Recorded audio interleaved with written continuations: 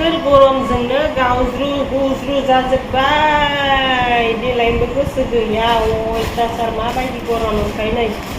नेमखि 1 2 बेगलाय मा सानबाय थानो नेमखि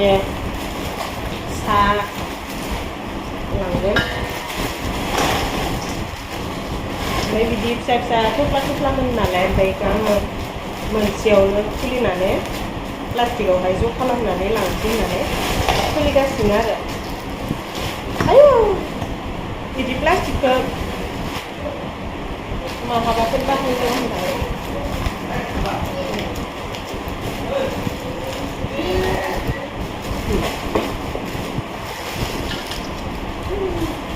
सोरबाबा थोरसि जालायलायनो नागिरदों नै जोङो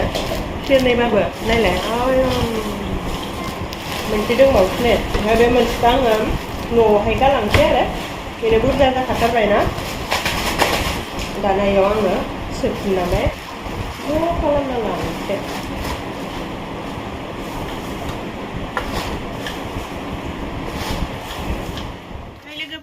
खुलुमबाय गिबियावनो लोगोसे जोंनि दोनस्रि फुंखा इउटुब चेनेलाव नोंथांमोन बयखौबो बरायनानै लाग्रोनाय जालायबाय नै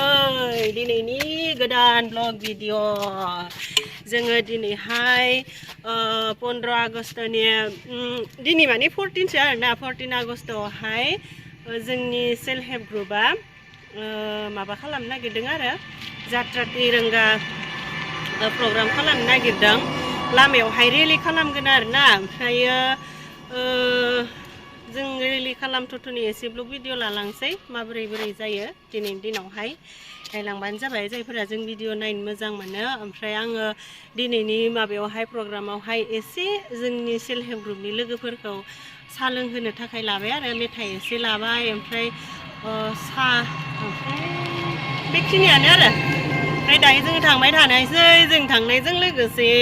नोंथांमोनाबो थौफादो नै जोङो फ्लेगखौबो लाखाबाय देलायखाबाय ओंखारखाबाय न थांसै न दाना चलो चलो चलो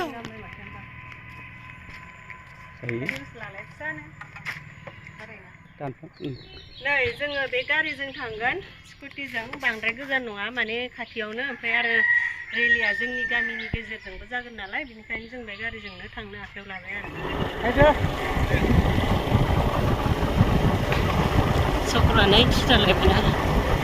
फाइनालि जोङो थांगासिनो नै मानसिफोराबो थांगासिनो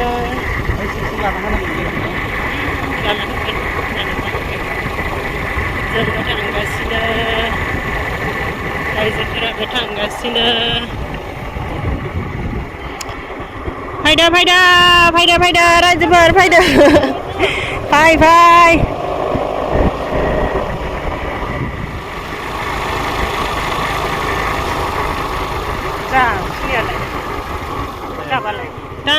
टां फाइनालि गाइस मोननै जों हाबफैबाय जायगायावहाय रेडि जागासिनो दङ नै मेदामा बेनो मबाइल हमनायानो मेदामा गरायबारि ब्रह्म मन्दिर बेनिफ्राय ज' जासिगोन आरोना जोङो जय भारत माता की जय वंदे मातरम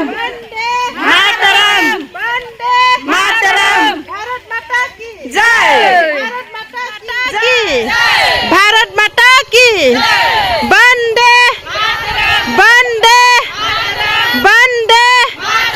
भारत माता की भारत माता की वंदे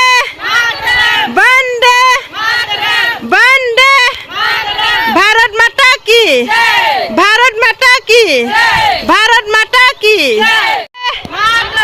वंदे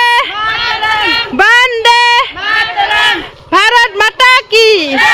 भारत माता की भारत माता की भारत माता की वंदे